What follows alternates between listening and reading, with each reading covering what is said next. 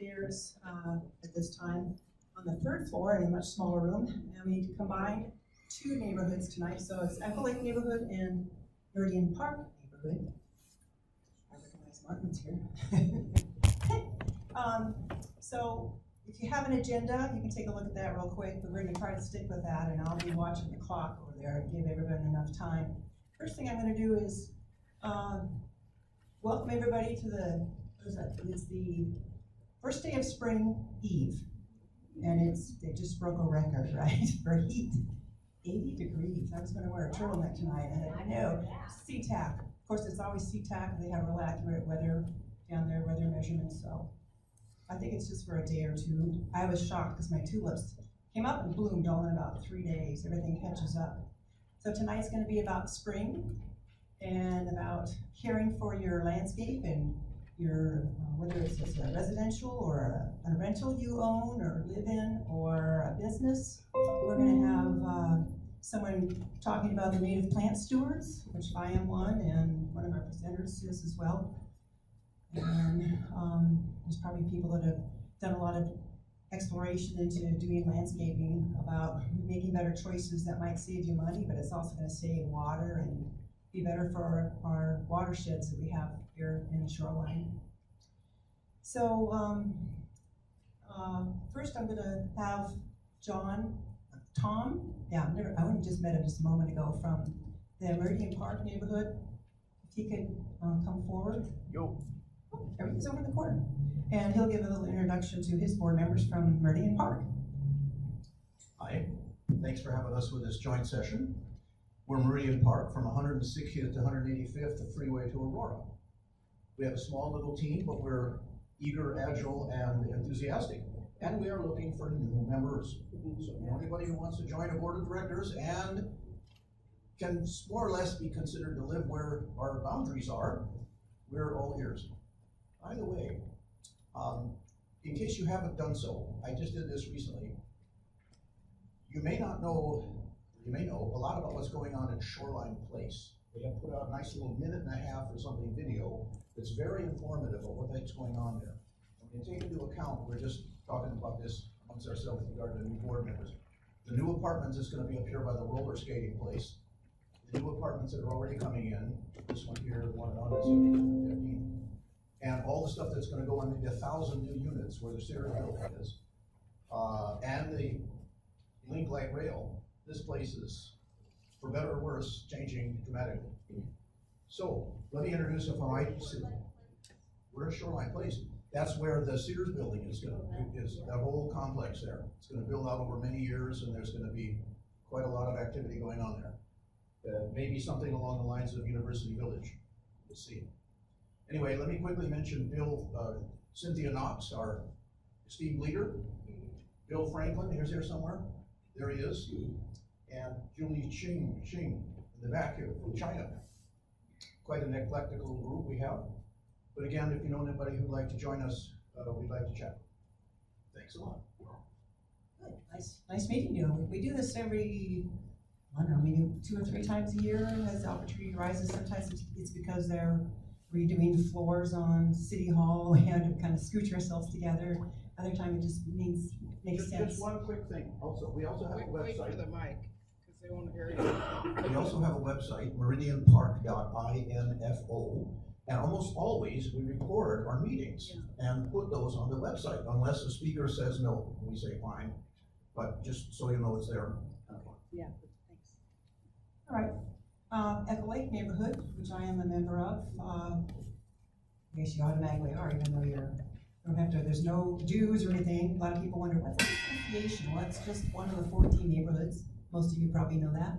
I'll introduce our board members. We have Kathy Goodrich, sitting up here in the front. Diane Finnefrock over here. Jean Monger. And Gidget Terpstra. And Jay Sundahl. Behind you. Behind me, Diane Hetrick, of course, the Diane Hetrick, who's taking notes and getting ready to do her Shoreline area news. So the one of Gotta the get you things to I move wanted the this left topic side to of be the for tonight is magic beam of the near and dear to camera. my heart. I I'm used not to gonna work be at here the forever. aquarium for many, many years down on the waterfront. Are And you so talking everybody's got about water in their blood, Do you right? mind if If we you're in record Puget you? Sound, we're very lucky to have Up to such a you. wonderful place to live with clean water most of the time. We have occasional spills and accidents and things that go down the drain, and maybe too much water, it goes down into the ditches and ends up overflowing maybe out into Puget Sound when there's a heavy rain.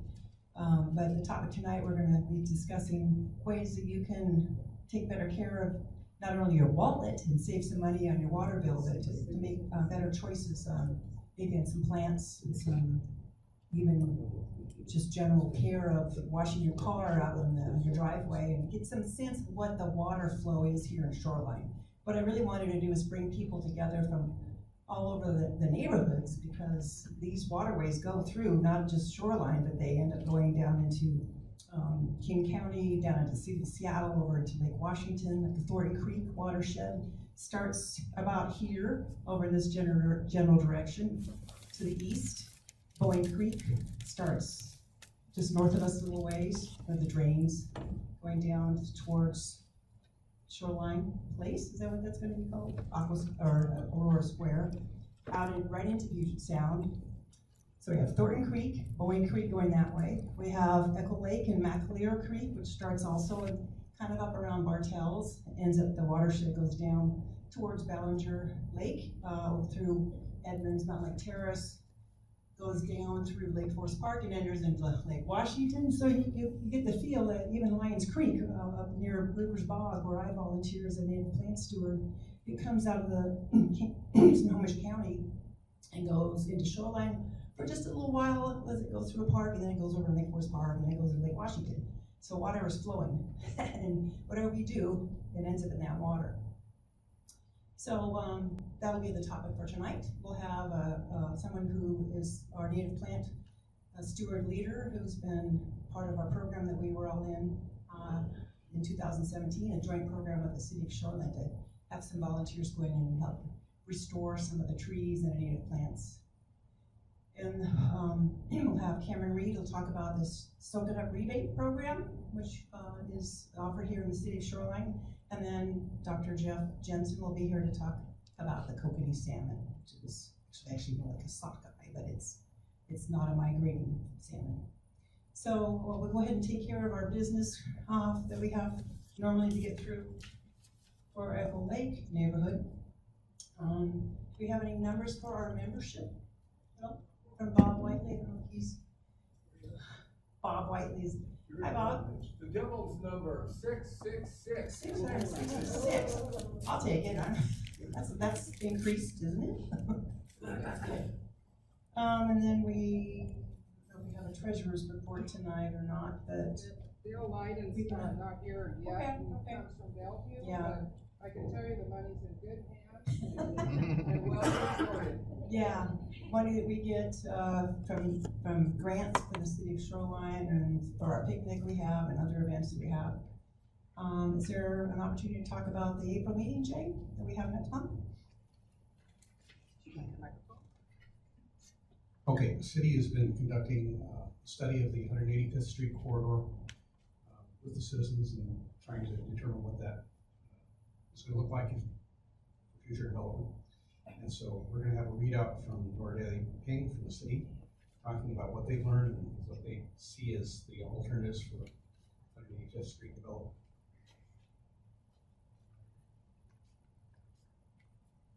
Exciting. It's always a tough every day you wake up. Any other miscellaneous meetings? We have our council of neighborhoods report, I guess, from. I can't remember that much. Oh, you just want to be in the microphone. Diane and I both went. I'll try to help you remember. Yeah, that's what we do. So the council member that was visiting talked about Sound Transit and how the construction is going to start this spring. And she mentioned the fact that Fifth Avenue, across from Jackson Park Golf Course, or along Jackson Park Golf Course, is going to be closed. So they've started making announcements about that. And it will be closed during the construction of the light rail. Pardon?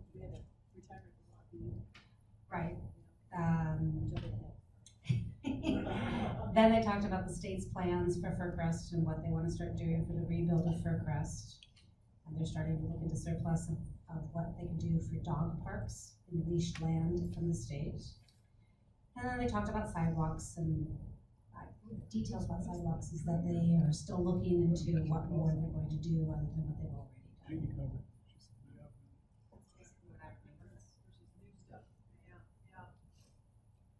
Yeah, just trying to do so much with so much money. And then we had a retirement kind of just for the council of neighborhoods for Rob B, who's the community manager, services manager. Gene, do you want to share something? I was just gonna say that, council member Chris Roberts snuck into the crowd back here. And we thank you for coming, Chris. Great. One more. Oh, there's. Dale is here, our treasurer. We told her the money was We said safe. everything's safe with you. Got mine. We got money, enough. And we're spending it wisely. That's That's right. because of you. So we have a couple, events coming up in our neighborhood. Let's see, Saturday, April 13th, we'll have our, work party that we have at Dinsmore Pathway, which is a right-of-way. It's not technically a park, but it's close enough, and sometimes I've seen it on park maps for the city of Shoreline here in this room, so I guess they consider it a park. It's on Ashworth Avenue North, just north of 185th. So it's nice to have a little bit of green space in an area that is right along the 185th Street corridor. So there's some good sized trees in there. There's a Doug fir and a couple of locust trees. And we'll be putting that on our social media and remind everybody if you want to come by for Saturday. We usually meet around 10 in the morning and go till about 1 in the afternoon, and we will get a chance to meet your neighbors, and I'm going to try to put together a little treasure hunt, a little nature treasure hunt, because I just can't help myself. It's what I used to do, almost like that at work. I can see you're excited already. And then we're also getting good news about our food truck event we have in August. Oh, there's a picnic. Our picnic, boy, we're busy, aren't we? We are. July picnic on a Tuesday. 16. Yeah, the 16th. And then the next day is the big book sale at Cromwell Park. Swinging Summer Eve. So that's coming. That's going to be here pretty soon, believe it or not. It feels like it already with the temperature. And then we'll have some food trucks down at Echo Lake in August during Celebrate Shoreline, which will be our 3rd year, and we'll have dessert and food. And also we're trying to see if we can get some of the Echo Lake elementary families, have some cultural activities and some dances that maybe they can share with us on the grounds of Echo Lake Park if I can find a portable floor. So if anybody knows of one that's available, let me know. Otherwise, we'll have to figure out some way to put that together for the kids.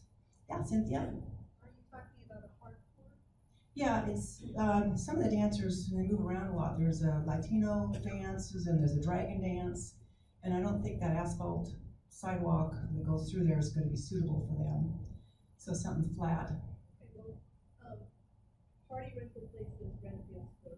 Yeah, thank you for that. Yeah, for a price. If we figured this out early, we probably would have submitted in for a grant. So maybe next year, kind of a mini grant.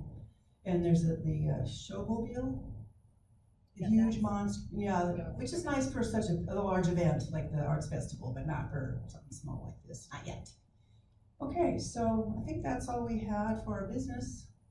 So I guess we can have Joy come up and join us. Joy Wood, who was or is our native plant steward leader in Washington Native Plant Society. She was the one that was chosen to put together our class that we all took. There was about 30 of us, I guess, maybe there.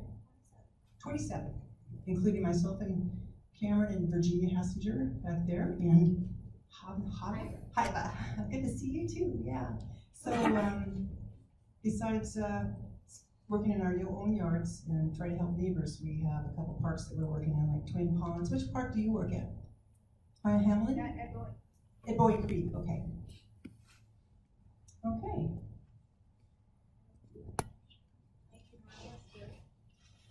Hi, everybody. So one thing I want to note is that there's a lot of great enthusiasm in the city of Shoreline for environmental awareness, restoration of natural areas, and just doing what's good for watersheds and the planet. And I just want to commend all of you as City of Shoreline residents that the enthusiasm is really great.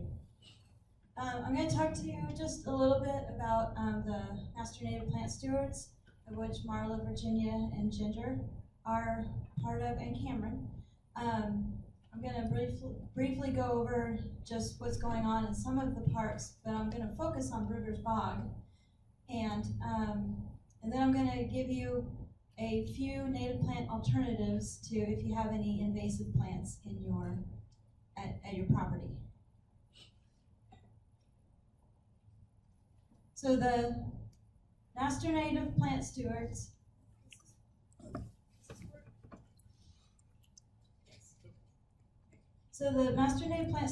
were trained by the Washington Native Plant Society in a program that was sponsored by the Washington Native Plant Society, the City of Shoreline, through the Urban Forestry Program at the King Conservation District. They've been doing ecological restoration. So the Master Native Plant Stewards have a really good understanding of plant identification and restoration ecology and leadership for work parties. They've been working on their sites. They completed their training in April of 2017, and they've been working on their sites ever since about June or July of 2017. So we're going into the second year of restoration at these sites. So there were 6 different teams of Master Native Plant Stewards in 5 different parks. The parks are Bowen Creek, Brugger's Bog, Hamlin, Shoreview, and Twin Ponds has a team working on the north end and on the south end. And actually there's 2 teams on the south end now, but there's Thornton Creek runs right through the south end of Twin Ponds. So they're really doing watershed restoration because they're managing and doing ecological restoration along that little arm of Thornton Creek. At Bowen Creek Park, where Ginger over here worked for a long time, they've planted probably upwards of 500 plants over there, and they've removed about a quarter to half an acre of invasive blackberry, and among other little guys like Herb Robert. And then over at Hamlin Park, where Cameron works, they've actually done an amazing job removing 25,000 square feet of invasive plants. And they've also planted upwards of between 200 and 300, would you say, Cameron? Something like that. Yeah, between 200 and 300 plants. And at Shoreview Park, which is actually over near Ginger's site at Bowen Creek Park, they've done a lot of interesting work with coarse woody debris on a steep slope, and restoration with plants and the usage of coarse woody debris in order to stabilize that slope. You'll see it if you go to the off-leash dog park and go up the stairs onto that trail. So the dog park's to your north, and then those stairs to the south of the parking lot. And then Twin Ponds Park has the north end. It has been working with a lot of school groups and doing a lot of great things there. And at the south end, they are also engaged with the Evergreen School, and they hold monthly work parties. And again, there they've planted upwards of 500 plants and removed goodness who knows how much invasive blackberry. But our Master Native Plant Stewards in Brugger's Bog, which is, so we've got Marla up there, Marge, Hannah, and Virginia is back here too. Hi, Virginia. Yeah. And you can see that they're a very enthusiastic team. There's Marla leading a work party. There's Ginger in the background. But they work with a lot of groups once a month. second Sundays of the month if you would like to participate, or if any of your friends would like to participate. So they've removed, the Master Native Plant Stewards, just the 4 of them, have put in over 1,000 hours of work at this site, which is the most of any team. It's amazing. Their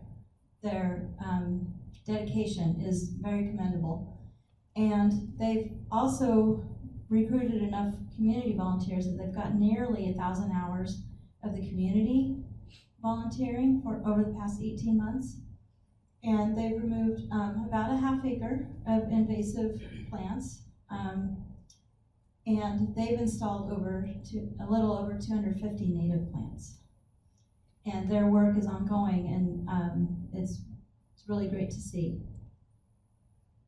So let's scoot over to just a few recommendations for landscape gardening with native plants. So invasive plants take over the landscape, leaving little room or resources for native plants, and that's a bad thing because then the native plants work to improve ecosystem services within our watershed, and they can't do their job if they don't have any space to grow. So native plants are also very attractive. They're low maintenance, they're adapted to our wet winters and dry summers, and they're drought tolerant, and they're great for pollinators in the area. So for invasive Himalayan blackberry, you might want to consider, picture's not coming up, it's coming up on the laptop. But imagine, if you will, a picture of Salal and Pacific ninebark. Okay. And then for herb Robert or stinky bob, you know, that little geranium plant that grows everywhere and it's kind of got hairy red arms. And there we go. Pacific bleeding heart, upper left, twin flower or vanilla leaf. They occupy the same space in the ecosystem, but they function a lot better, and they're still very pretty to look at. For English ivy,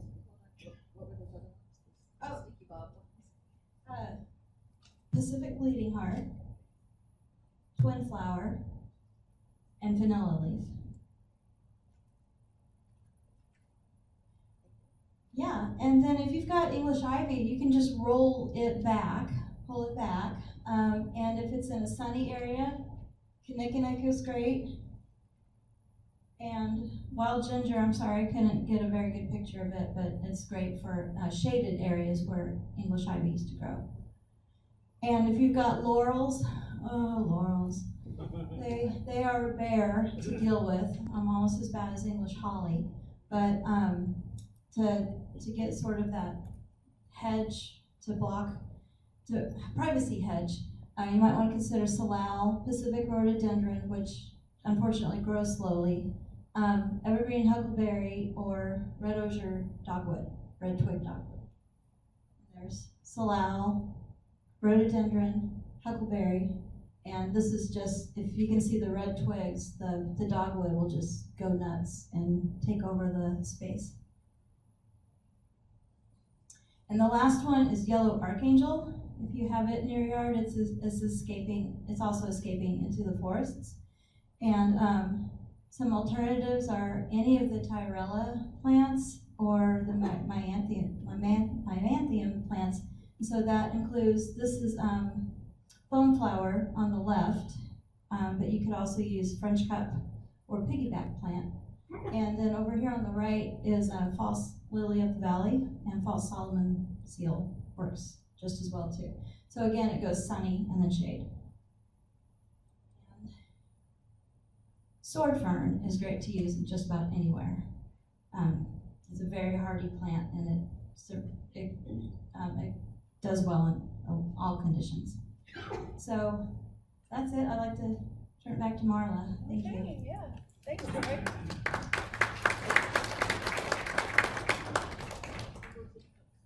And I want to thank you for using common names, not the Latin name.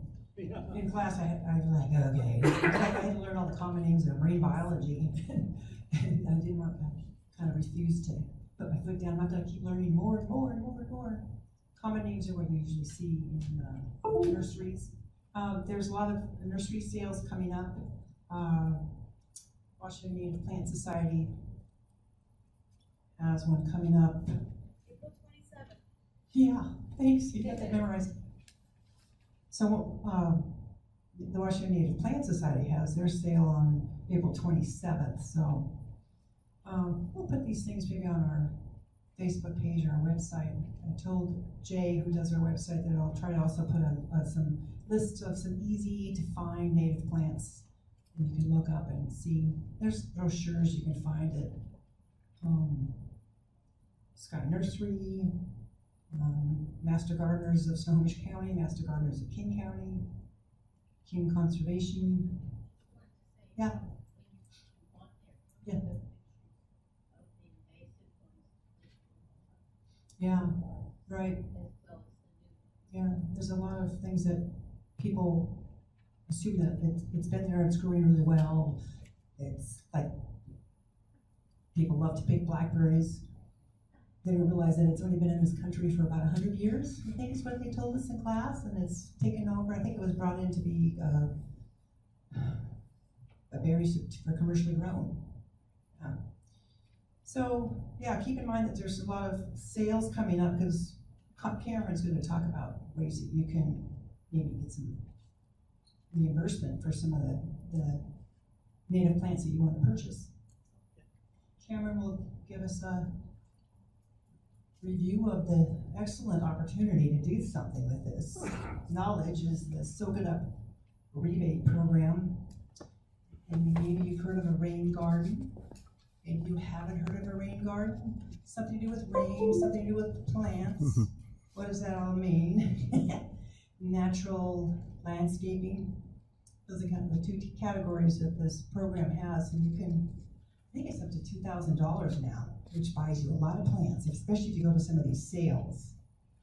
And it's for residential areas and also business. And I think it has to be at least 400 square feet. He's going to fill you all in on that. Oh, no. I just read the brochure before I came in. That was the lead-in, right? Right, that was way in. Okay. And Marla, how long do you have? Just yell at me. Yeah, we have you too. Hi, how's everybody doing? Good, okay. Get closer to the mic. Closer to the mic, okay. Can you hear me? Thank you. My name is Cameron Reed. I'm with the Public Works Department here at the city. I'm with the Public Works Department, the surface water utility. How many of you know what surface water is? Or possibly what a surface water utility would do? Great, yeah. I mean, being mostly Echo Lake folks, pretty familiar with surface water. Be that as it may, I have a little video to show you. That sounds good. Let's see if it will play.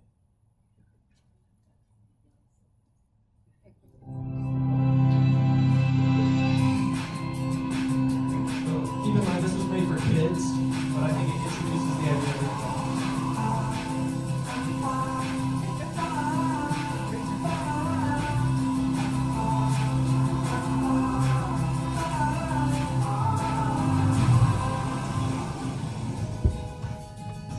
When it rains, water from the sky lands on the ground. This is called stormwater.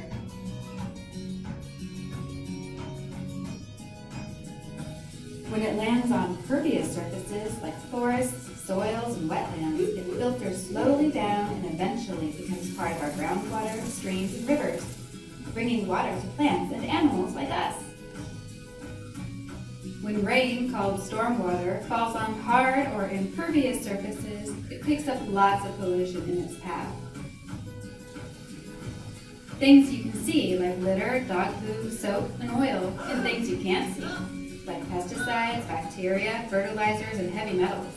In cities and towns, stormwater runs into gutters and drains, which lead down into pipes. In most cities, the stormwater goes directly to streams and lakes without being cleaned. While in some cities, the stormwater runoff is combined with water people have used and goes to a treatment plant to be cleaned. When we have a lot of rain, this combined dirty water overflows directly into the water we play in. This polluted stormwater runoff can end up in local streams, lakes, and Puget Sound, making animals sick and contaminating the food we eat. Because these pollutants come from each one of us, it will take a lot of different solutions together to solve the problem. Engineers like me all over Puget Sound are working with nature towards solutions to help solve our stormwater problem. And there are things that you can do every day to help keep our water clean. Check vehicles for leaks and fix any you find right away to keep oil off the streets.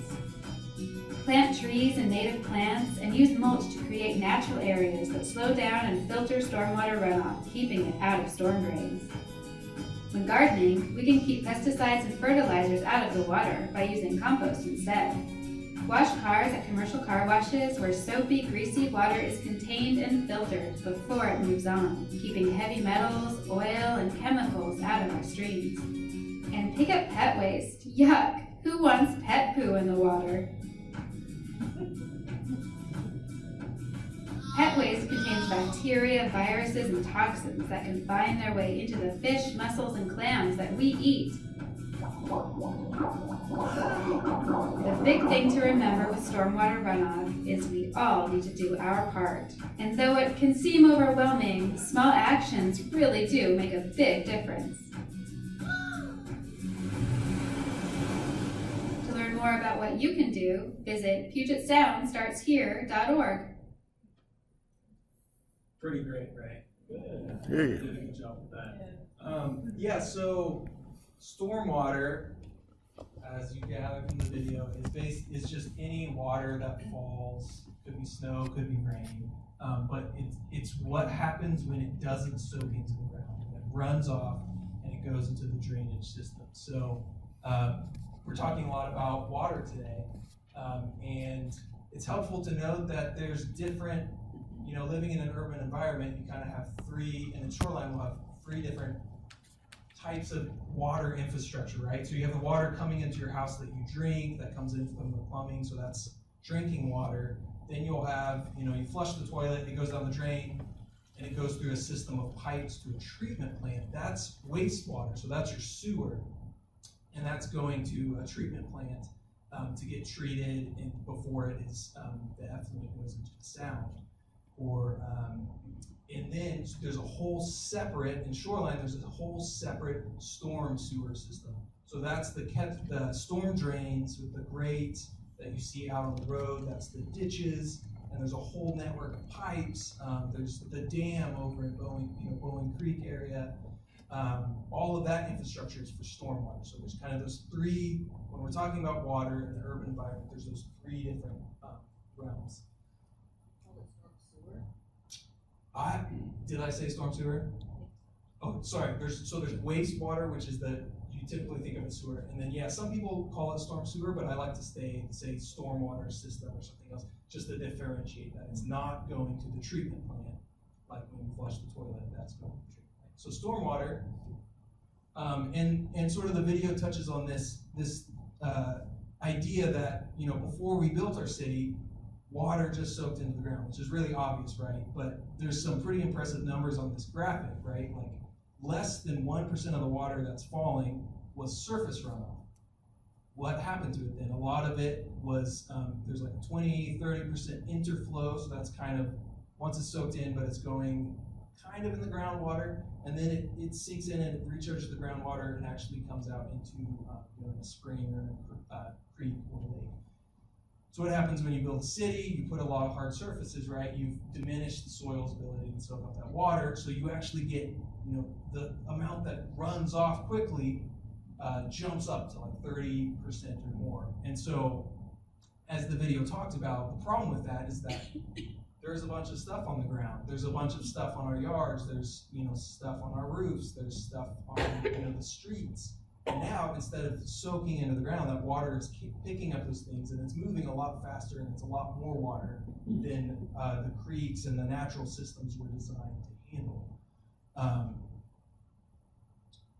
So that, and what does that cost? So bringing it kind of close to home in Echo Lake, some of the things that we as the city are looking out for and are keeping track of is that some of the problems that stormwater or that urban runoff will carry with it could be excess levels of nutrients, right? So things like phosphorus and nitrogen in fertilizers, when they wash off of our yards and get into the natural water bodies, they can cause algae blooms, which then can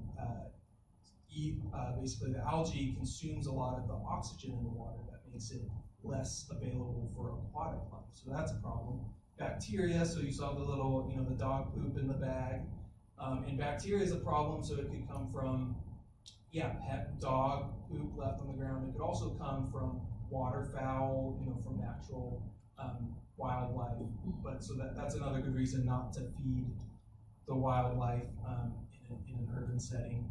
And basically bacteria does the same thing. As it decomposes, it uses up the oxygen in the water so that other microorganisms and then the fish and everything can't breathe. And another problem with, so that's the idea of dissolved oxygen. So another thing we'll measure is dissolved oxygen, how much oxygen is in the water. In some algae, some of the blooms that happen, they happen in warm, nutrient-rich water. So a lot of times it'll be towards the end of the summer is when you might start seeing a bloom show up. Some of them can even produce toxins. And so, like this is an example of a blue-green algae that could potentially be toxic. And so whenever we hear of a report of algae in Echo Lake, for example, the city will go out right away and have that tested to find out whether or not it is toxic or not. They're not all. But just to be safe, we would do that, and then we would close the beach. So these are just an example of a lot of the different kinds of pollution that happen from stormwater. And then there's a whole host of other chemicals and compounds, right? You think of, oil from cars, so there's all hydrocarbons, dissolved heavy metals from things like brake pads, and they're finding now, the big one that they're finding that is harming salmon is the different compounds that are in tires. So you think of, everybody's tires making contact with the pavement, all of those tiny little particles then getting washed into the waterways. So what is the city doing about it? So as a stormwater utility, we're managing that storm infrastructure. We want to make sure that it's working, that it's clean, that it's safe, that your houses aren't going to flood, but we also have a mandate from the state to try to keep stormwater as clean as we can. So one of the things that we're doing is this idea called low impact development. So it's how can you build cities, how can you build infrastructure to mimic that natural functioning ecosystem where the water was soaking into the ground. And when it soaks into the ground, what we're finding is that it gets clean. So the ground, you think of like a sponge, it actually has the ability to filter out a lot of those heavy metals or hydrocarbons and different things. So this is an example of, it's like a really engineered rain garden. So I'll talk about rain gardens in a second. So it's called bioretention swale. And that would be, there's plants, there's soil, retention, kind of slowing down the water, getting it to soak into the ground. So we're requiring that for new developed properties, and then a lot of the improvements that we're making to the city will incorporate these kind of practices. We inspect and we clean the system, so we inspect half of the storm drains in the city every year. There's about 6,000 drains in the city. We have a street sweeping program, so we're keeping a lot of that sediment and different things that could be bound up in those particles out of the system. We're monitoring, so you'll see us, we monitor stream locations around the city, but year-round, but in the summer we monitor Echo Lake, the swimming beach, and Hidden Lake to make sure, looking for things like those toxins and bacteria, to make sure it's safe for recreation. Spill response, so accidents happen. You have a car accident in the intersection, and so we have spill response capabilities as the city to try to clean up when there are releases of chemicals or other things to keep it out of the storm drain system. And then education, so we're trying to get this message out about clean water and trying to spread the message about what we can all do, since stormwater comes from all of us. We're all connected by the storm drainage system and the idea of a watershed. So there's really little actions that we all take to make a big difference. Yeah, so what can you do? Couple things. The first one is car care. So the video mentioned fixing car leaks. The Department of Ecology estimates that about 7 million quarts of oil drip into the sound or into the Puget Sound every year through car leaks. So it's sort of a tiny problem, but it all adds up. And at different points, there's been workshops and clinics offered to help people identify car leaks and then get advice for how to, the best way to find a mechanic and make sure they're giving you a good quote. So we actually have a website called fixcarleaks.org, and it can kind of walk you through how to diagnose your leak. You can get like a leak check test, figure out if it's this color, it could be this, so stuff like that. Pet care, so just picking up after your dog, not only is it, it's against the law not to pick it up in public, but it's just the responsible thing to do, and it does have an environmental impact. It's actually safer for your pets, it's safer for wildlife to keep that bacteria out of the system. And the right way to do it is to bag it and throw it in the trash, so not the compost, not over the fence in the neighbor's yard, not in the park. It is natural, it will decompose, but it's just the quantity of it in an urban environment is just way more than what the environment can handle. Yes? Yes, that also don't do that. We're getting better at that. That's a good question. I don't have numbers to put to that. My sense is Keep that, after it, right? yeah, keep after it. Sorry, there was a question right there. Don't, the sewer district doesn't want you to do that either. Yeah, not cat litter. Yeah, not cat litter. So the trash is the safest place to do it. Veterinarians, waste haulers agree. Natural yard care. So I have a ton of brochures. I have brochures on native plants, on alternative practices, because one of the big things that we're seeing, especially, if you have a house or something that's on a stream or that's on a lake, and if you're, we all want a nice yard, we want nice grass, or maybe you don't, maybe you want to rip out all the grass and go native, and then I want to talk to you afterwards. How can we minimize the impact of having that yard? And so things like switching to a slow release fertilizer if you're going to fertilize, or timing it so you're not doing it in the rainy season. And just basically, if you can focus on building the soil health on your site, it's going to be better for your landscape in the long term, and it's also going to have less environmental impact. So if you're interested in natural yard care, and even natural how to care for plants and beds, but also grass and stuff, I have some awesome brochures about that. And as Joy mentioned, there's a ton of great native plants out there that provide sort of a little less maintenance options to some of the other varieties. So I have a question back here. Yeah, Mr. Reed, do you think the use of inorganic fertilizers like on lawns at border Echo Lake violate the shoreline regulations to protect wetland buffer zones? That's a good question. I think you would want to check the specific product with the planning department. I think they would be better able to answer that. It would probably depend on the quantity and the area being treated. So you would want, if you had a specific example, you would want to run that by the planning department. That is a good point, that the area surrounding a stream or wetland or a lake, like Echo Lake, is a sensitive area and would be regulated by the city under the critical areas ordinance. So things like just broadcasting pesticide, you may not be able to do that actually by under the city code. So you would have to go and get a permit to do something like that. Yeah, Joy. Yeah, I'm sorry, I just forgot my presentation to mention that if you would like a list of native plants to replace invasive plants in your yard, call King County Noxious Weeds. They have a great book that they can send to you. Yeah, and I have some basic native plant lists as well. Joy had mentioned that if you are looking for a list of native plants to replace non-native plants, that King County Noxious Weeds has a really nice photo. Okay. Is that correct? Okay. Great. Awesome. Thanks for the questions. I'll save some more time at the end. In And so the next thing, there's a couple different ways you could get involved, right? So you can help spread this message. We provide storm drain markers, little medallions that say no dumping drains the stream or drains the sound where it's appropriate. So you can check out a kit from me and go and actually mark a lot of the drains in your neighborhood. So it's a great way to sort of spread that message.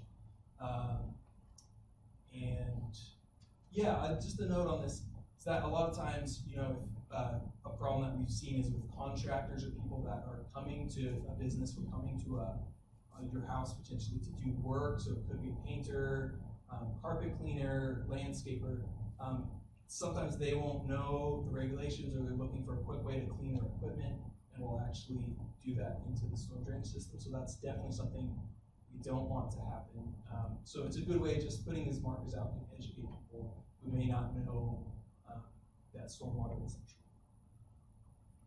And then lastly, rain gardens. So the surface water utility from the city actually will give you a rebate of up to $2,000 to install a rain garden or a native vegetation landscaping feature on your property.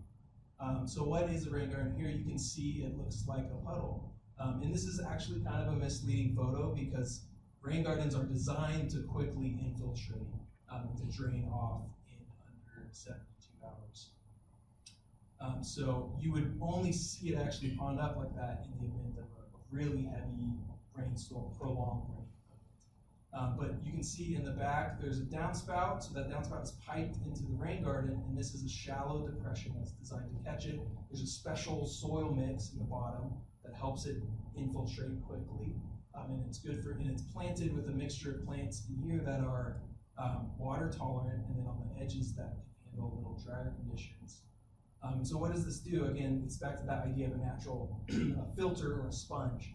So instead of this water just flowing off, or sometimes the downspouts are connected to foundation drains that are piped into the system, so you're taking this water out of the system and you're getting it to go into the ground where it can be cleaned and where it slows down and sort of mitigates some of that impact onto the natural water bodies. So yeah, here's like if you sliced it in half, this is what you'd see. You have your pipe from the downspout. It could also be from a driveway or something. It's armored, and then it has about a foot deep, so it's not that big. And a lot of times, once the plants grow in, it just looks like a part of your landscape, part of your garden bed.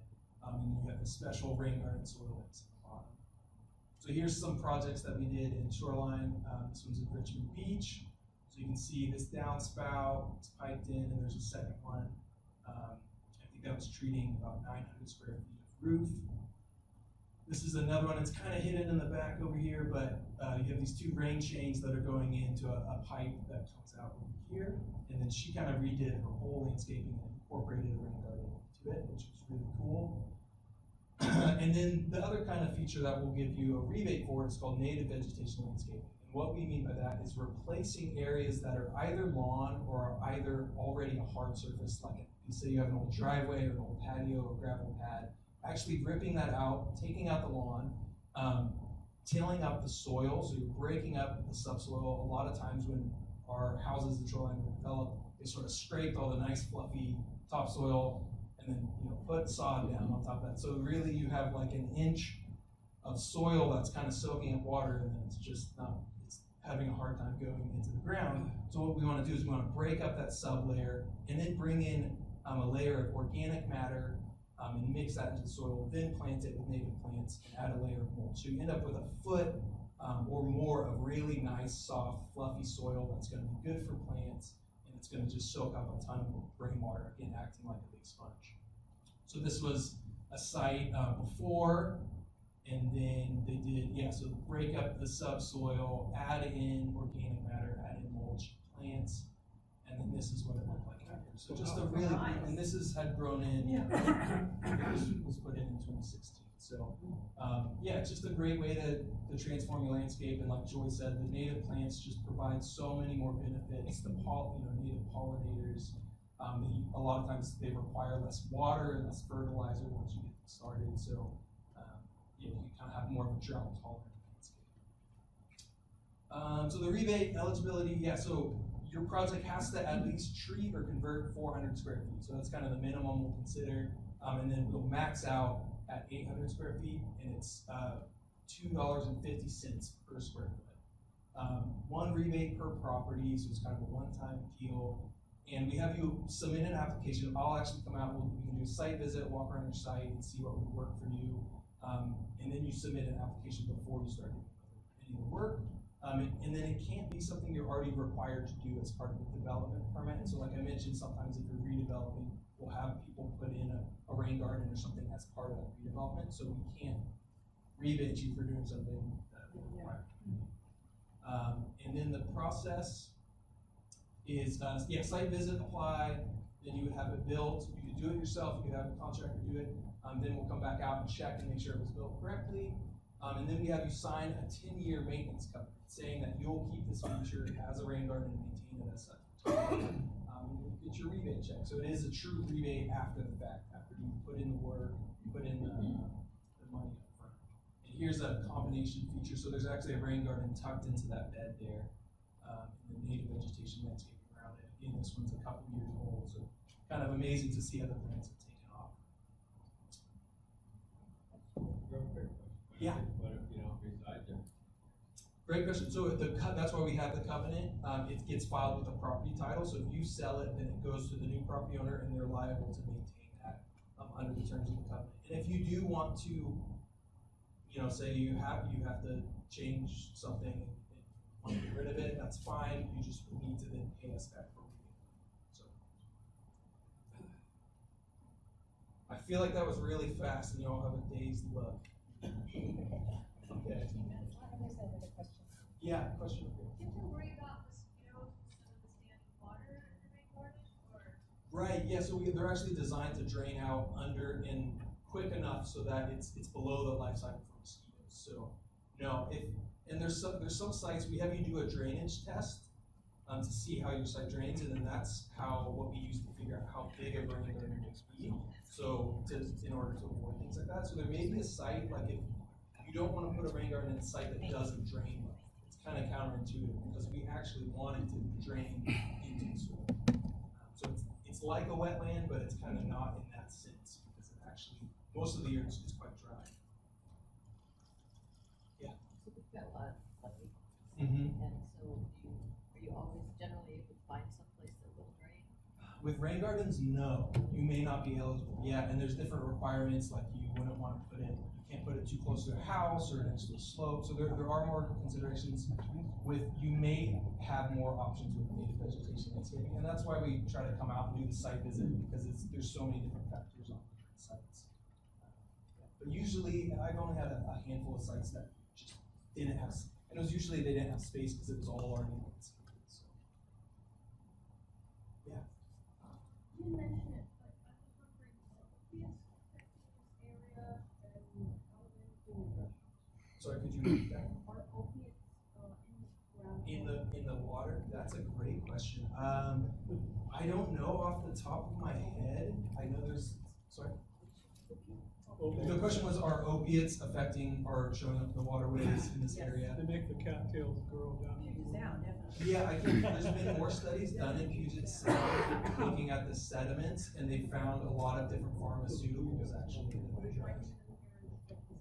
We haven't been testing for that in particular, but we do. I was going to mention there was a regional study done. So we kind of contribute to regional studies because sometimes it's hard for us as a small organization to do a really specific study like that. So we had a study done of some of the improvements we made in the drainage in Echo Lake Basin with some of the rain gardens up on Aurora and filter vaults. And so I have copies of that study, and that was really cool to find that it was really effective at removing a lot of the heavy metals and the oil and some of the different compounds that were in the soil. Yeah. So, in our neighborhood up by Ronald Park, the soil is really terrible. Mm-hmm. So, how does it work with trying to put a rain garden in there, trying to recondition the soil for Right. putting in a? Yeah, so basically I would just do the drainage test, and if it doesn't drain fast enough, I would look at the native vegetation landscaping or some other option. Yeah, barring some, much bigger drainage. But it's hard because then even if you get it to infiltrate in one spot, it's just, it'll kind of be stuck there if it's bounded by clay. So yeah, we would want to there's some parts of the city that just aren't as feasible for rain gardens in particular, but there are other practices. And basically, anytime you can incorporate organic matter, so compost, into the soil, it's gonna have a better texture, it's gonna be better for the plants, and it's gonna be better for drainage. So that's still something where the native vegetation landscaping, it's a lot better than it was, if you go through that process of doing the native vegetation. So in a situation like that, we just would ask you to come out and take a look at it. Yeah, I mean, I would ask you do the drainage test as part of your application. But yeah, we could come out and look at it, and I mean, you probably have a sense if you've been working in your yard for any length of time, kind of how long, if there's standing water, how long it stays around. And people, they either hire somebody to do it or they do it themselves. That's They correct. follow the guidelines. Yeah, so we have a step-by-step, there's a handbook for kind of a DIY guide for building rain gardens, so we have people follow that if you do want to do rain garden yourself. You can also hire it out. The rebate is just based on the square footage of the area that's collecting the water. So if it's the roof, we'd be measuring the roof area that you're redirecting to rain garden. And that's why you apply for it up front, so you sort of know how much you would be giving to the city before you go out and hire out the work. Quick question. Would you entertain some of the out-of-the-box solutions, like biofiltration and underground storage and time release, things like that? Or is it strictly a program for rain gardens? Right, I mean, rain garden is a kind of a type of biofiltration, but it's, currently we're just not set up. There's a whole bunch of other practices, there's permeable concrete mixtures, there's cisterns, there's all sorts of things you can do, but we just haven't set up a program to offer rebates for them yet. Partly, I think, because these two practices are usually more achievable for people on a smaller site. People doing that with the development? Yeah, so the developments, you'll see places that have a lot, maybe they have pervious pavement, or they have a more engineered or a big stormwater vault. That's required. But that's a requirement, exactly, yeah. And there's a whole list of practices. Yeah, sorry. So were you saying we could do the drainage test ourselves, or we have to hire somebody to do that? No, it's quite easy to do, and we have instructions, and we have a little worksheet that we have you work, plug in all your numbers, and so do it yourself. Yeah, it's really simple. Yeah, Jimmy? It seems like there's been a lot of ways the word compost has been used commonly, and I'm wondering if you wanted to define what you mean by that. Sure. By compost, I am talking about just any, you could make it at home, but any organic matter that has been thoroughly broken down and decomposed. So, the stuff that you can buy at Sky or at Pacific Topsoils or Cedar Grove compost, those mixes. So rather than a topsoil blend, which may have some compost, rather than a mulch, which is coarser, it's more woody, you think of like bark or wood chips would be a mulch. But compost is organic matter that's been more broken down, so it has smaller particles, and it has more nutrients that are readily available to the plants. Does that help? Yeah. Yeah. But yeah, it's easy to find. You can get it at any landscape supply store. You know about the spill we had at the Gallagher? There was a spill of 236,000 gallons of a sewer pump that plugged. And we're talking about, the opioid test, if it's a Right. sewer line. I know, where I used to work in the water plant, we would get a call from Metro because it, on a rainy day, down at West Point, we have to just let it all go out. Right, and that brings up the good, so in the video, they kind of showed the cross-section of the houses and the pipes. So that, the combined, so what we're talking about is a combined system or a combined sewer overflow. So that's where and that's what they have in a lot of parts of Seattle, is actually some of the storm drains do go to a treatment plant, which is good on the one hand, right? It's getting some treatment, but in a really heavy rain event, the treatment plant can't process it all, so it actually bypasses, a portion of it will bypass the treatment plant, which means that some of it could contain raw sewage, and that's just getting pumped out to the sound. So in Shoreline, our system is separated, so it is a separate system, and there's different regulations that Seattle would have to implement and abide by because they have that combined system. So they're actually working really hard on rain gardens, in they have a program called Brainwise that our program's kind of modeled after. They're working really hard to try to get as many people in those basins where they have a combined system to take their downspouts out of the system and get them the temperature. So that's a place where you see rain gardens having a really big impact. Yeah.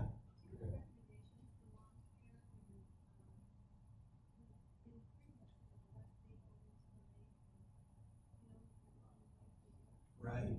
Yeah, I mean, I would. So her question was, do you have any recommendations for lawn care if you're directly adjacent to the lake or a water body? And yeah, basically, be really, really careful with what you're putting on your lawn. And switch to, maybe consider switching to some more natural practices. So for example, instead of, doing like a weed and feed, switch to an organic or a slow release fertilizer and try to time it into application, when it's not raining or not about to rain. Also, you can try mulch mowing, so that's where you set the blade on your mower a little bit higher, and you actually leave the grass clippings, and that helps. As they break down, they're actually a natural fertilizer to help build the structure of the soil. Aerate can help, and yeah, there's actually, I have a brochure that walks through some of those things. But yeah, definitely, and then the pesticides too. Try to manage pests naturally, or just don't use herbicide or pesticide at all. I found Marla, use the mic, please. I'm kind of directing this to Cameron. That's okay. I found that we do some cattail removal at Echo Lake. That Cameron and the city approached us. If anyone can help, they don't have to be in the Echo Lake area. But the Washington Fish and Wildlife was kind of the guidelines legally and educationally, because we had to have a pamphlet with us on site. But they also have a lot of information about pesticides that are legal and illegal and safe practices, and like the Roundup and the other alternative that doesn't have a surfactant on it that we use in waterways. It's a slightly different brand, I forget what it's called, but Roundup has something in it that makes it stick to the lawn, and then what they will use if necessary on things like the invasive water lily is we're talking about glyphosates that do not have that surfactant, so they don't stay around, and they're not quite as long lasting. Am I correct?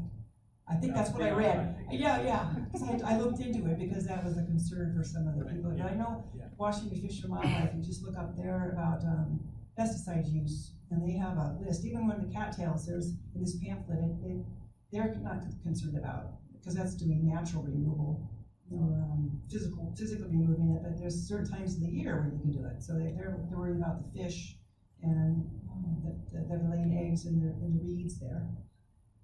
Okay.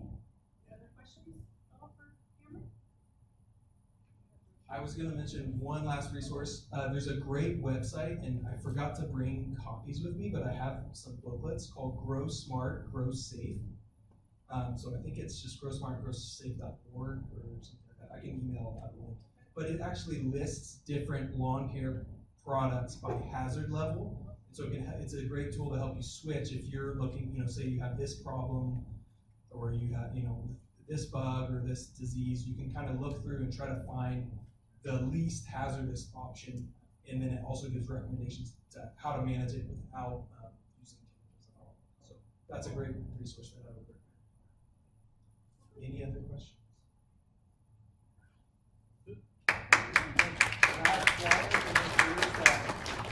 Since I have flyers and brochures for all this stuff, that I'll just leave here, and then anything extra you can.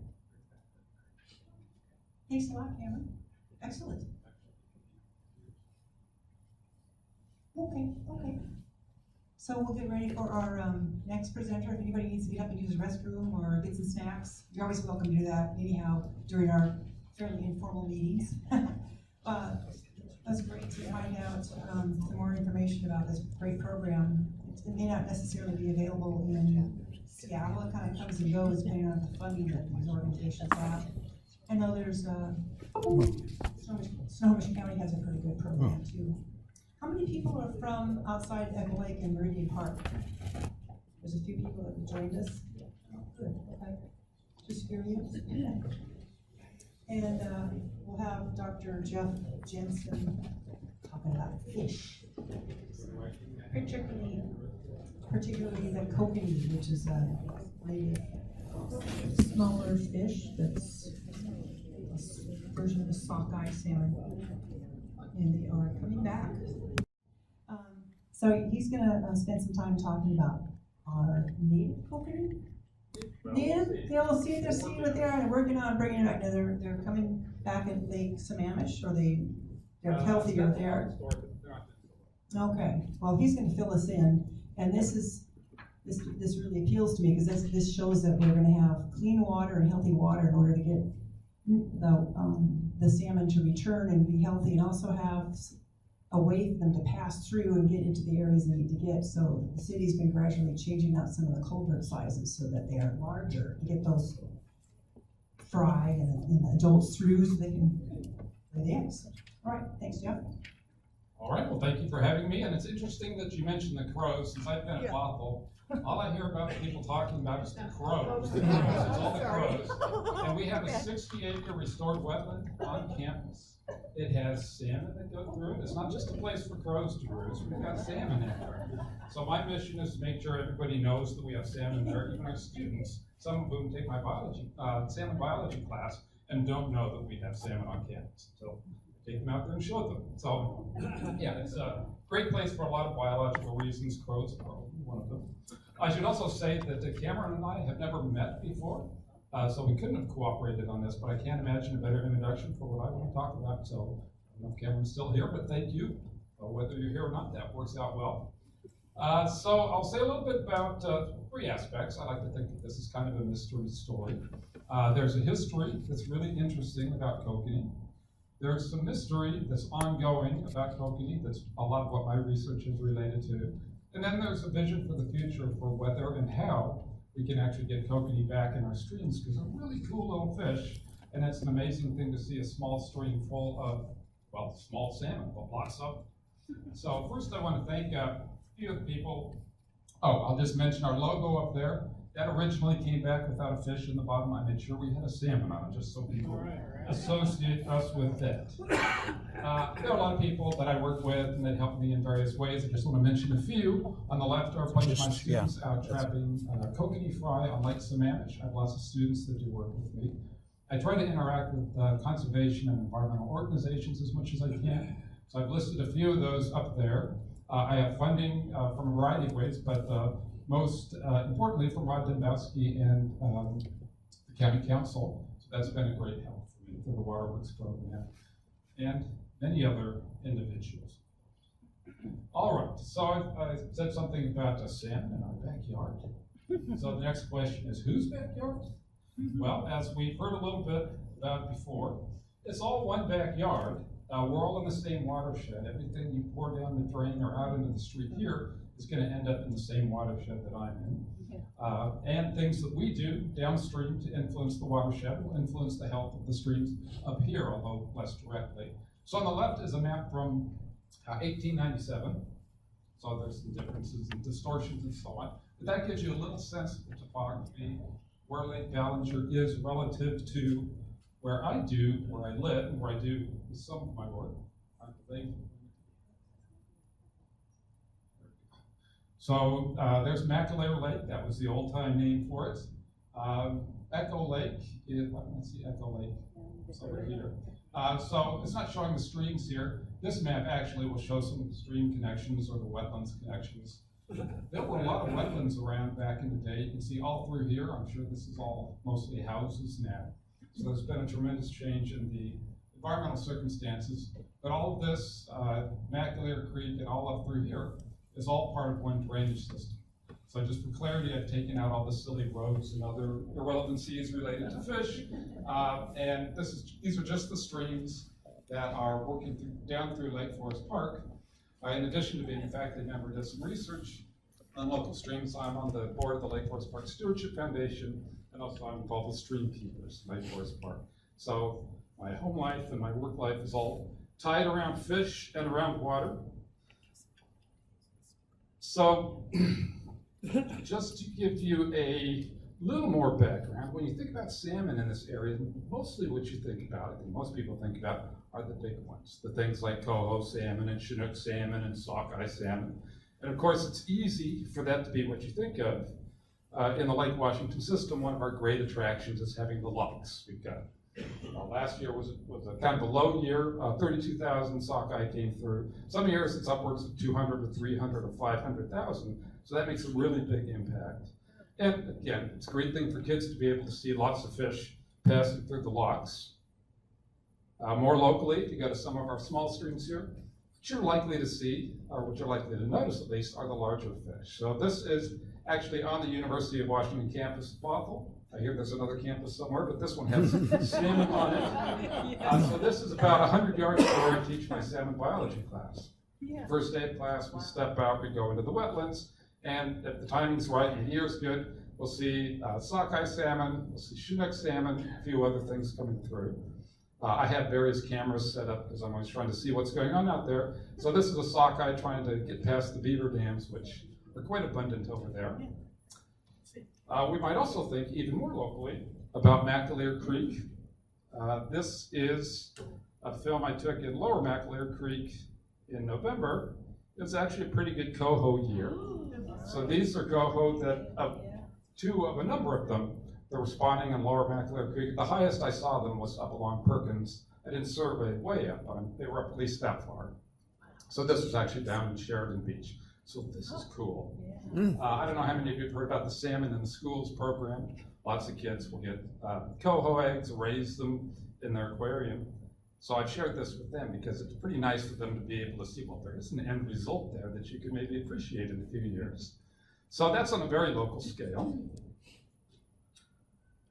But to really get a sense of the way salmon were naturally in this area, we have to go back. So back before Echo Lake was a destination for all kinds of recreation. So this is probably what I'd say in the 30s or so. Go back a little further to when the entire University of Washington Seattle faculty fit in one small photograph there. This was in the 1880s. And on the right, that was the entirety of the University of Washington Seattle. It was actually located in downtown Seattle at the time. So there was an individual there named Orson Bennett Johnson. It's also called Old Bug Johnson because he was an insect biologist. He liked to collect insects. But he also, since he was the whole biology department plus a bunch of other things, he collected all kinds of different organisms, including fish. I'm very glad he did because in 1888, and again the following year, he went out and collected some fish that I have with me today.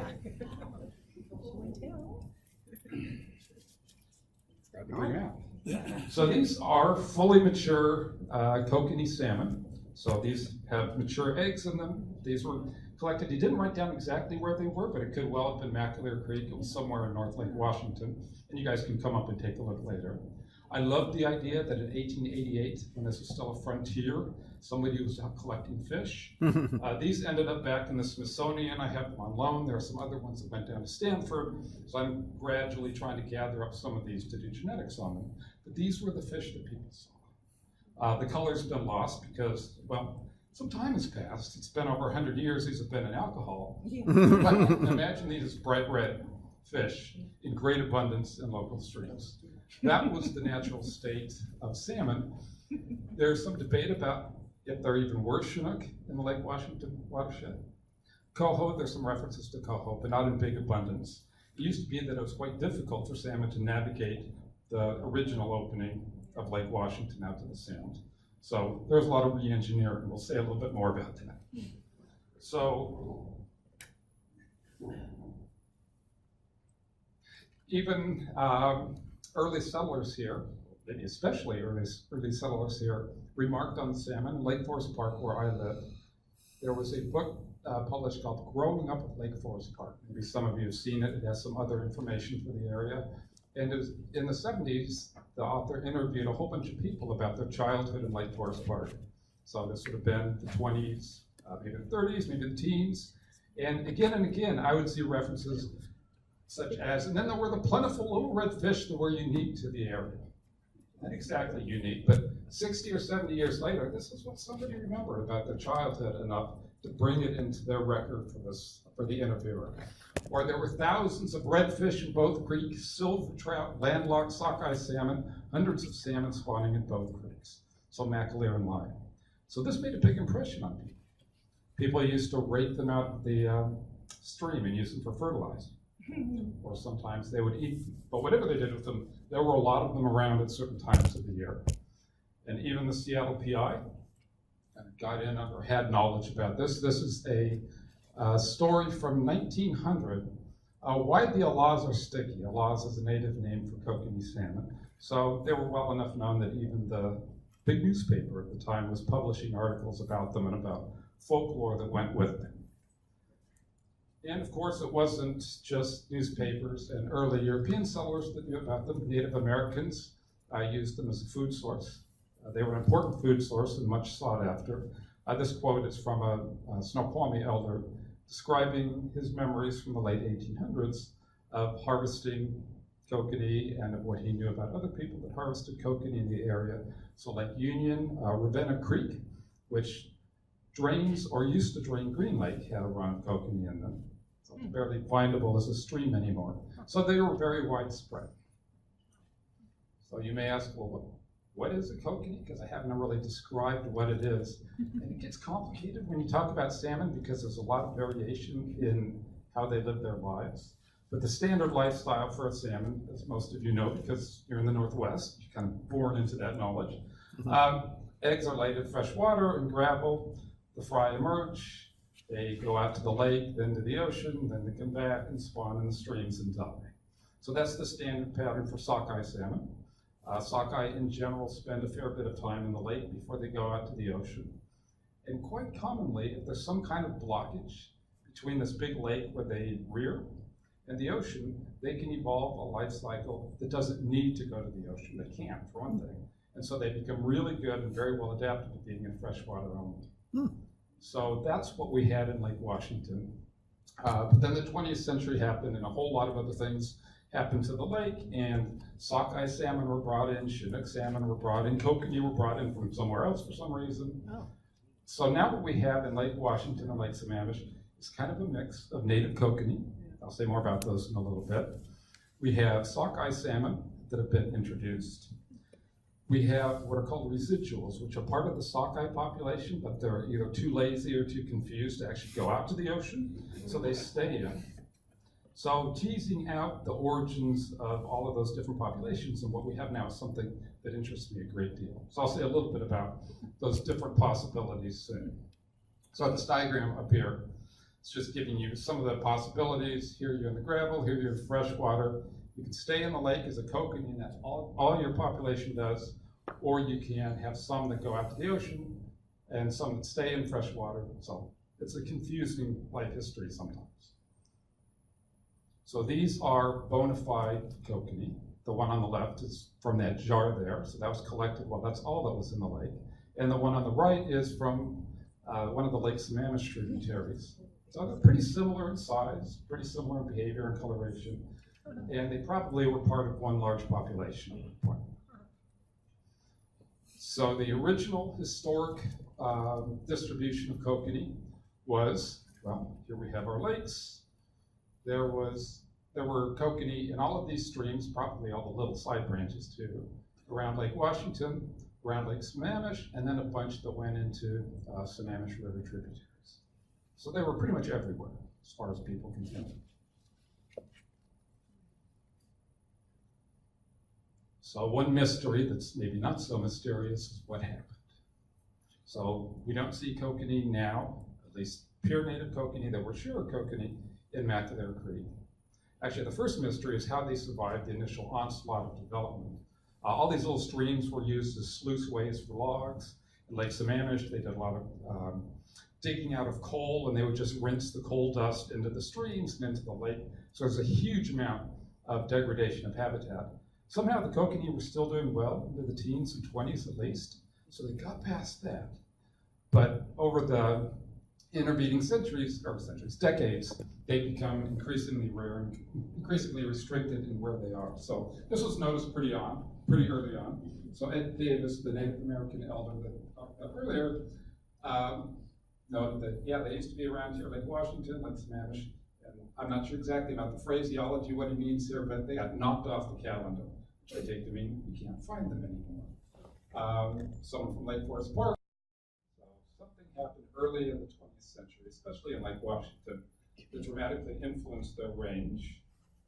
So that now what we have, as far as native kokanee goes, is just a few tributaries in Lake Sammamish.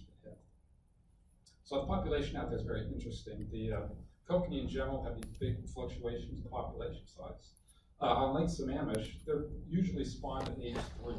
And there's a strong 3-year cycle, so every 3rd year is supposed to be really big, or at least the largest that they have. This year we were expecting about 5,000 fish, and we got 100. So it was a really bad year, and this is the big year. So there was a lot of consternation now about saving this population. In terms of what's happened down here, well, there are many possibilities, as you can imagine. Opening of the locks, that coincided with at least some of the decline in Lake Washington kokanee. We have northern pike and walleye pike in the lakes now, both of which are heavy predators. Even early in the 20th century, there were perch and other things introduced, so that was clearly a challenge. The Alaska Yukon Pacific Exposition, these early expositions Seattle had, they filled a Drumheller fountain with a lot of water and a lot of exotic fish, and flushed them out into the lake, and many of them are still reproducing out there. Logging, as you can imagine, if you're running these big logs through these little streams, because that's the easiest way to get it to the lake, that's going to be really hard on spawning and returning a fish. So it's not hard to imagine what caused the decline. This is another issue that is relevant for what we've talked about. Now, there's a lot of surface water issues. The thing with kokanee is they're small, so they don't bury their eggs very deeply. They're especially susceptible to scouring that happens when you get flooding going through. So many challenges. And again, just to remind or say a little bit more about how the lake flows changed. This is what the lake was like around 1900 and previous to that. This was a very restricted outflow. Sometimes it ran into Lake Washington, which we call the snurka, or small nurka. Nurka is the scientific name for sockeye salmon. They're small. They come irregularly into some of these small streams. I see them out in North Creek and up around there. They come after the sockeye have been spawning, and they seem to spawn with each other. So they function like a separate population of kokanee-like fish. So that raises the question, what are these things? We know they're not, but we don't know much actually, but they may be some remnant of original native fish. They may be some recently evolved population that evolved a kokanee lifestyle from sockeye that were introduced, perhaps some kind of combination. So that's a challenging problem that I will continue to work on. But for now, just to give you a sense of scale, here's an adult sockeye. Here's something more on the kokanee size range. This one is almost certainly a residual. It's almost certainly part of that big sockeye population. But I could go back maybe a month later, and all I would see are small ones, and they're interbreeding with each other, so those don't seem to be part of the sockeye population.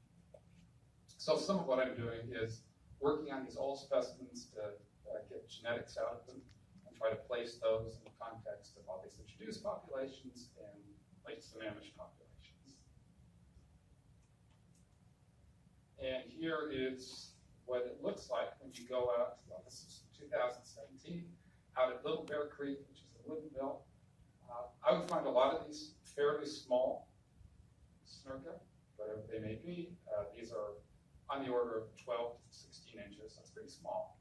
And they were spawning out in the stream with each other. So I stuck a camera down there so that I could see what was going on. So these are mystery nurka. It's hard to get a sense of size, but they're quite small for sockeye, and about in the size of kokanee.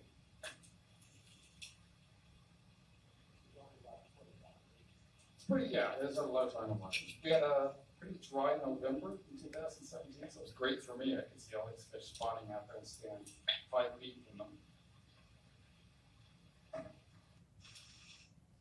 All right, so again, just to review from a scientific standpoint, the kinds of things I'm interested in that these could be. So maybe they're residuals. That's what most people seem to think. Or maybe they're just part of the introduced population. Maybe they recently evolved. So maybe people put put sockeye in here, and in the span of 60 or 70 years, they've evolved into a new population of fish that's separate from the one they came from. Maybe there are some stragglers left over from the time when kokanee were super abundant in the lake. And then there's a variation on that hypothesis. There's one person who thinks that the sockeye that are returning to Lake Washington, or at least the Bear Creek and parts of the Sammamish, are actually the descendants of those original kokanee that re-evolved a lifestyle that took them out to the ocean. So there's a lot of complexities in that. Whatever they are, they're cool fish. And what I would like to do, and the vision of a project I'm doing with the Lake Forest Park Stewardship Foundation is to return those to Mackinac Creek by 2026. That is, return some version of kokanee. My original hope was, boy, wouldn't it be cool just to get some of those known native kokanee from Lake Sammamish? We'll borrow some of those eggs and bring them down here. That sounded good when the returns were 5,000 and 7,000 fish. When it's 100, that doesn't really seem like a viable proposition. So that's not going to happen. But my hope is these kokanee-bite fish that spawn with each other, that seem separated from sockeye up in the Sammamish drainage, those might be a very good source population for restocking Mackinac Creek and Lion Creek and some of these other ones there. So that's part of the reason I'm doing the genetics. The state and the feds won't let me move fish around willy-nilly. There were a lot of problems that came from that in the last century. But trying to get a handle on what's going on so we know if this is a reasonable source population for us to use. We know that kokanee lifestyles work in Lake Washington. That's where these funny little snurds are coming from, Lake Washington. So for us, the challenge is to get them established in these small streams and to remain viable long enough to establish a run that can perpetuate the same. So what we're doing, Bothell, Stream Keepers, Lake Forest Park Stewardship Foundation, is a couple different things. One directly related to what Cameron was saying earlier, and that's trying to deal with stormwater runoff. So it's both a volume issue and contaminants. So we've already heard a lot about those. A project we have going on now is to use so-called smart sponge filters in near Lake Forest Park Town Center. There's an outflow here that comes from a whole bunch of different storm drains, all pouring down into the same area, and then directly into Lion Creek in that case. We want to establish some kind of filtration system right there. We're doing sampling above and below the filtration system so that we can get a sense if this is actually working. We're actually getting these filters for free, which is awesome, because the manufacturers, a group called Aptec, are interested in us doing the testing to see if these things are having an effect. And so that's being done mostly with Rob Turner at UW Bothell, who's a water quality guy. Just to give you a sense of what they're intended to do, here you have, I think we have 19 different storm drains coming off of Ballard Way and a few other places, coming into a pipe. We'll go through a pipe, and there's a so-called smart sponge that is intended to take out the sediments and so on, but more particularly the hydrocarbons and various kinds of chemicals that cause a lot of problems, particularly for coho, but probably for a lot of other things as well. So we're hoping that that will work. It's still in the testing phase, but we're setting that up sometime within the next year. And the idea is we'll have it all set up in September. So all that stuff that accumulates on the roads all summer, but then washes it in one god-awful pulse in September or October, we'll be able to sample how effective these filters are. We're still in the testing stage. Who's the manufacturer? It's a group. So the manufacturer is a group called Aptec Industries, and this smart sponge specifically. Probably not. So I don't know the details of what's actually in there, but we can give you some more information about that. It's probably proprietary, yeah. They probably won't give us the recipe to make our own smart sponges. But the idea is, and their advertisement is, that it's good for a whole bunch of these different kinds of chemical contaminants. And what they would like, my understanding, is they would like us to be able to demonstrate its efficacy here, and maybe other small communities, perhaps even this one, would be interested in, it's been shown to work to actually deploy it. And would it be something they had to do, right, periodically, or? Yeah, so the dark side of filters is whatever they filter stays where it is. So, and that's particularly an issue if you're filtering out copper or various kind of metal contaminants. Now you've made a Superfund site in a nice little spot. So we're still working out the details of that. You would be replaceable, but how you deal with the contaminants, I'm not sure. But check back later in spring, we'll have more information about that. So that's one aspect of what we're up to. The other thing, and this is mostly what I'm involved with, is setting up remote site incubators, which are aluminum boxes that hold gravel and eggs, that you can get hold of the eggs. And the nice thing about them is that they're relatively safe from the scouring that comes out of the stream, and yet the environment that the fish are in, the eggs are in, are as natural as possible. We make it so that it has natural daylight, has natural fluctuations of temperature, and so on.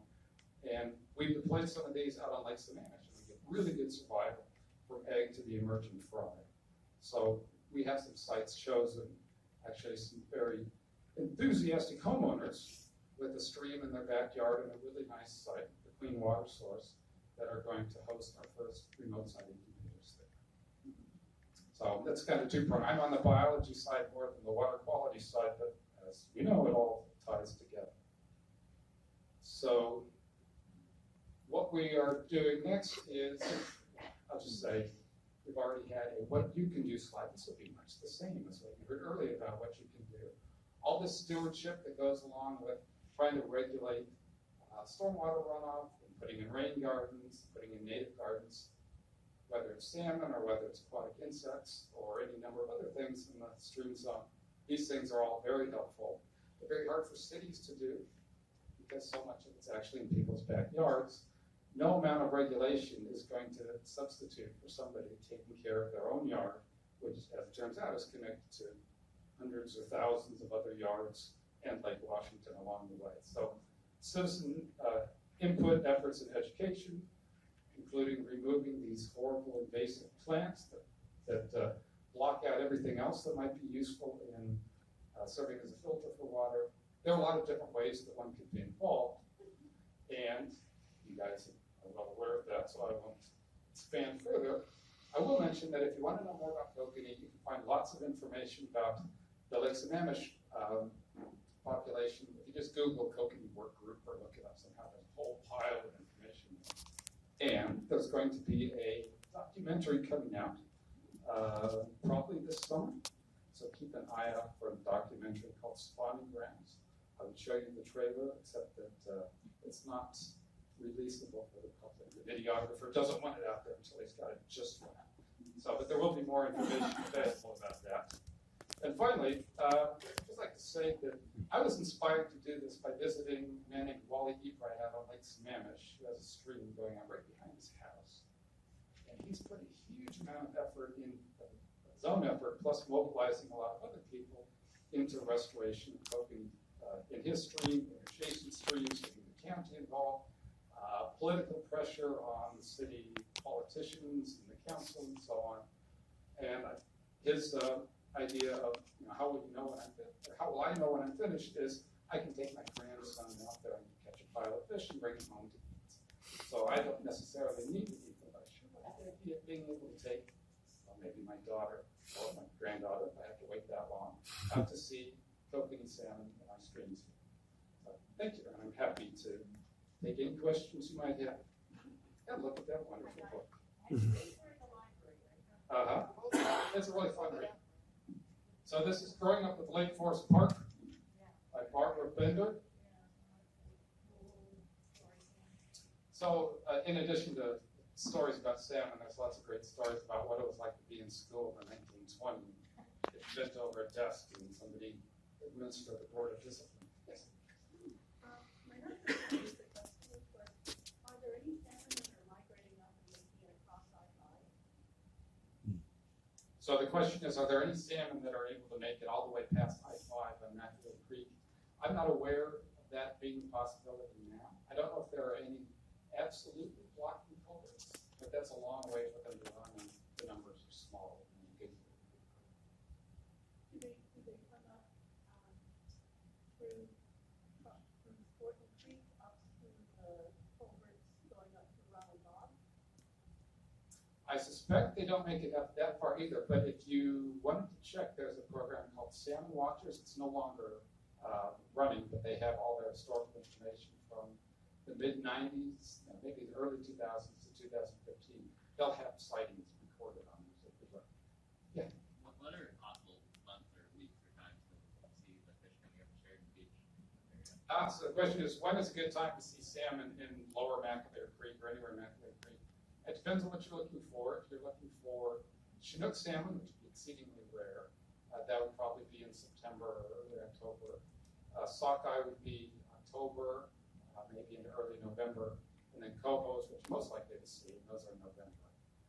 And actually, if you go in January and February, there's a big population of large cutthroat trout that run up these streams too. They're almost impossible to see because the water's high and they're very silver. Yeah, I would shoot for November. Oh, so the question is, or comment is, I never mentioned Swamp Creek. Swamp Creek definitely used to have a really strong population of kokanee. I remember as a kid being behind the bowling alley there and watching probably kokanee. I know they were sockeye sometime back there. I haven't seen anything there recently. I've heard reports of anything there in recent years. So, nice looking stream. It seems pretty compromised. You probably have coho. At least some. But I haven't seen a lot. I haven't spent a lot of time on that one. The best small local stream that I'm aware of, the closest one is going upstream is Little Bear. That's North Carolina. Thorn Creek had some coho this year. Yeah, it's a good year for coho for some reason. Well, I'm wondering if you've got our board member Diane Gentry, who's our communications guru at Shoreline Area News. Have you met her? Oh, we have met over email. You can give us information through her. Okay, excellent. Yeah, that's great. But I also had a question. On the smart sponges, the basin they sit in, are they existing or do you have to put in the basin and the sponge? So that's an interesting question. So how is it that you actually deploy the sponge in the water flow? One idea was to build some form of cap on the end of an outlet pipe. But that's a lot of little caps to put on the ends of a lot of little pipes. So the next thing we wanted to do was, well, maybe we can just build a vault and then just fill it with the vault. So that's the ideal version. The problem is that this little side of land, like most interesting bits of land, are on multiple jurisdictions, and there's lots of things that need to go into getting the appropriate permitting, and not everybody's enthusiastic about it. So we're still working on the design. I think we have one that will involve a small vault. So that if you go to AgTech, they have different ways of deploying these things, but one of them is a vault system. Ours was going to be a custom-built vault.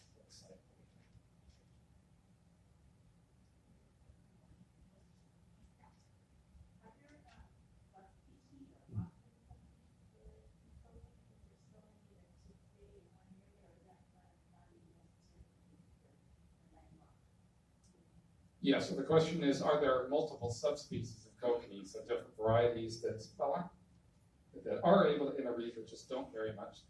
The common idea is that there at one time was an early run of kokanee in Issaquah Creek, and that went extinct in 2000. So that actually came up the streams in August.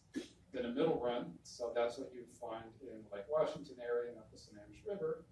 And then a late run, which is what is currently still found up in Ebright, or the Lake Sammamish streams. So if there is at least that level of genetic variation, they're distinguishable genetically.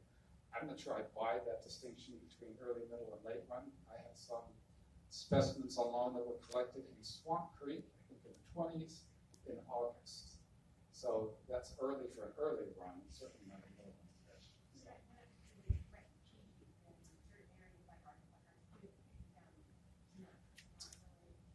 So the comment is, so they're not considered to be an endangered species.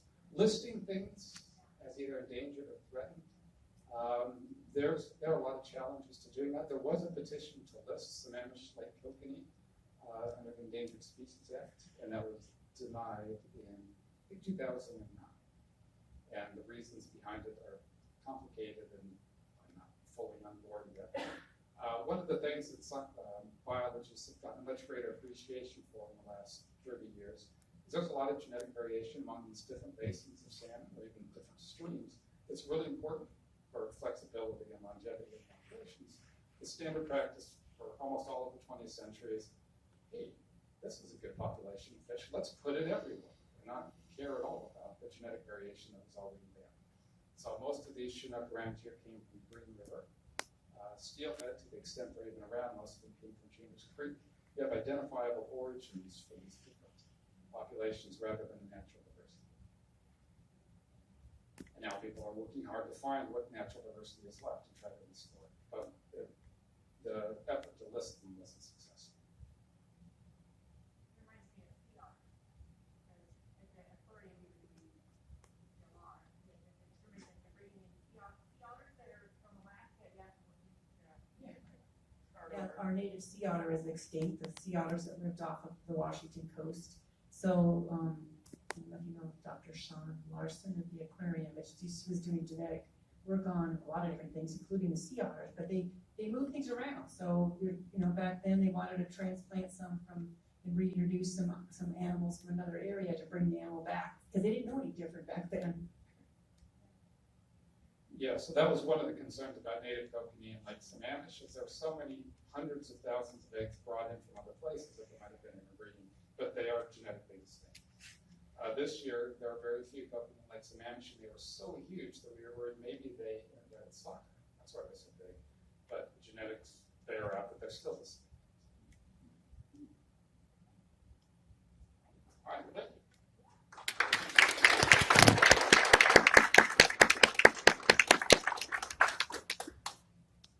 That was really interesting, wasn't it?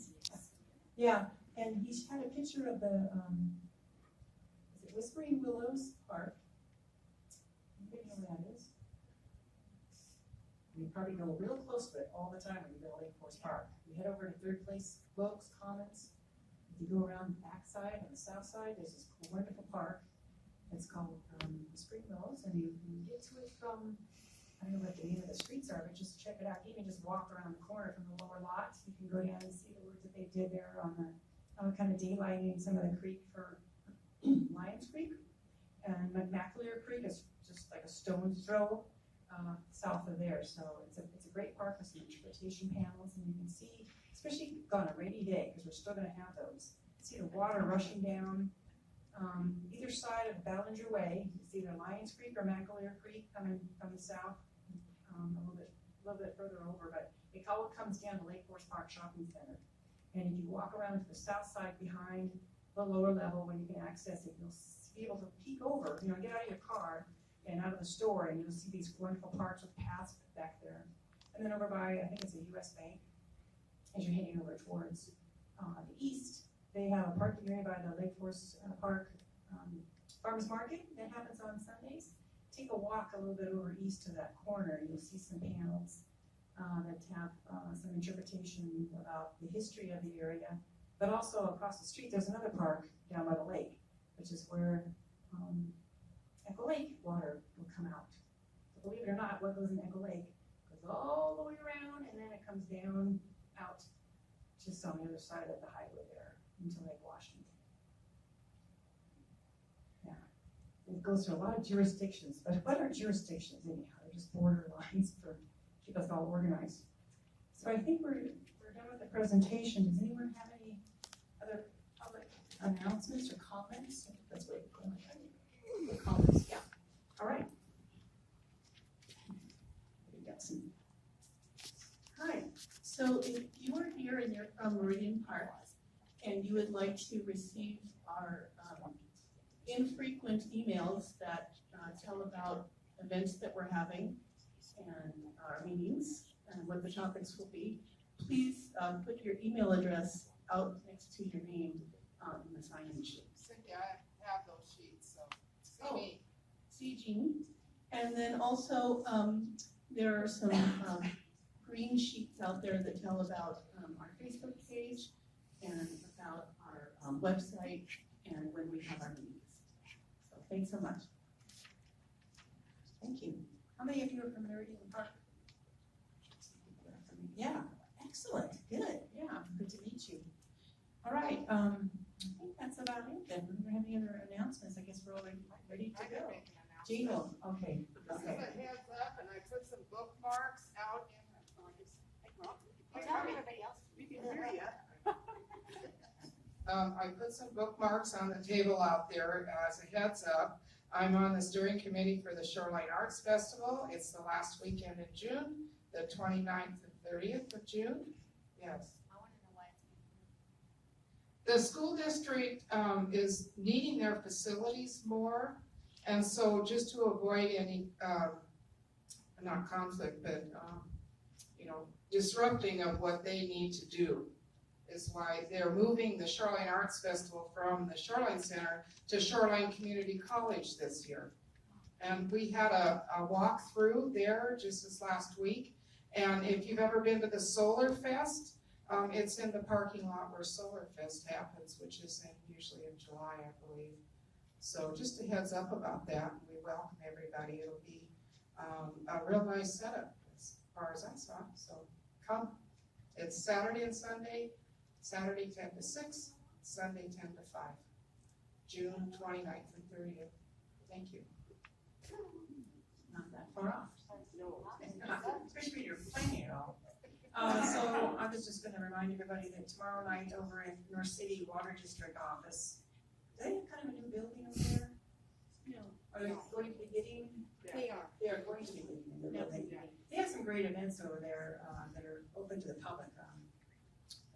There's a couple classes you can take on drip irrigation. I've gone to a couple different ones over there. But this is different than the Ronald Wastewater District, so it's the North City Water District that's right there along the main drag of 15th, I guess? 15th Northeast, over on the east side. But over there, tomorrow night is the city of Shoreline is going to be having their open house on the maintenance projects, the facility maintenance that includes 4 different sites. Hopefully you've got some kind of an email about it, or you heard about it through Currents. That'll be, there's an opportunity to fill in kind of a survey. It's more like just tell us what you're concerned about. I moved it up, and it's an opportunity for you to just write in some comments. It's kind of a way to spread the needs of the public works and facilities maintenance and grounds crew around 4 different areas. That makes the most sense instead of having to have a large impact on just one park. Some people are concerned about Hamlin Park being to take the largest one of it. Now it's going to be spread